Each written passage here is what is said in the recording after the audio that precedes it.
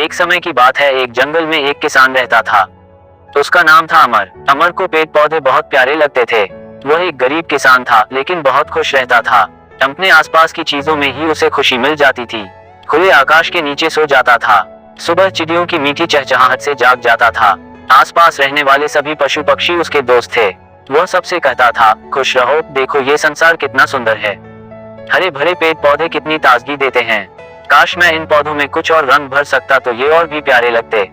तो उसकी बात सुनकर लोग कहते, पौधे तो हरे ही रहेंगे ना, उनमें कोई रंग कैसे भर सकता है। एक दिन अमर चिड़ियों को दाना डाल रहा था। सुबह का समय था, सब अपने अपने कामों में व्यस्त थे। अमर ने महसूस किया कि एक बहुत ही मीठी खुशबू जंगल की ओर से आ रही थी। वह खुशबू की दिशा में जंगल की ओर चल दिया। चलते चलते वह जंगल के बीचों बीच पहुंच गया। तो उसने देखा कि यह मीठी सुगंध एक पेड़ के ऊपर से आ रही थी। तो उसने ऊपर की ओर देखा तो पाया कि एक बहुत सुंदर कपड़ा पेड़ की शाखाओं में अटका हुआ था। तो उस कपड़े पर रंग बिरंगी आकृतियां बनी हुई थी। अमर पेड़ पर चढ़ गया। तो उसने बड़ी ही सावधानी से कपड़े को बाहर निकाला और नीचे उतर आया। तभी वहां एक सुंदर लड़की प्रकट हुई। वह बोली, यह कपड़ा मेरा है, इसे ऊपर से उतारने के लिए धन्यवाद। लेकिन आप कौन हैं? अमर ने पूछा। मैं बसंत ऋतु हूँ, लड़की बोली। फूलों से भरा हुआ मेरा यह दुपट्टा इस पेड़ में फंस गया था। मैं धरती से होकर दूसरे ग्रहों की ओर जा रही थी, लेकिन मेरा दुपट्टा फंस जाने के कारण मुझे रुकना पड़ा। वह लड़की बोली। अमर ध्यान से उसकी बातें सुन रहा था।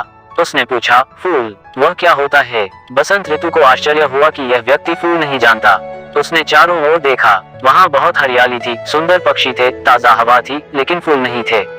तब वह बोली, आपने मेरी सहायता की है, इसलिए मैं आपको कुछ उपहार देना चाहती हूँ। यह कहकर उसने मीठी सुगंध से भरा हुआ अपना दुपट्टा चारों ओर घुमाया। देखते ही देखते चारों ओर के पौधों पर फूल उगाए। पौधे रंग बिरंगे फूलों के साथ और भी सुंदर लगने लगे। मीठी खुशबू से पूरी धरती महक उठी। अमर बहुत खुश था। तो उसने आखिर पौधों में रंग भर ही दिए थे। तो उसने बसंत ऋतु से कहा, आप यहीं रुक क्यों नहीं जाती? आप यहाँ रहेंगी तो हमारी धरती हमेशा सुंदर लगती रहेगी। बसंत ऋतु बोली, मैं हमेशा के लिए यहाँ नहीं रह सकती, लेकिन मैं वादा करती हूँ कि हर वर्ष कुछ दिनों के लिए धरती पर आकर जरूर रहेंगी, और ये फूल धरती पर सदा खिलते रहेंगे। जिस धरती पर आप जैसे अच्छे लोग रहते हैं, मैं वहाँ जरूर आऊंगी। ऐसा कहकर वह चली गई। अमर खुशी खुशी अपने घर लौट आया। अमर जैसे अच्छे व्यक्ति के कारण आज भी हर वर्ष बसंत ऋतु धरती पर आती है। हजारों लाखों फूल खिल उठते हैं और पूरी धरती सुंदर हो जाती है।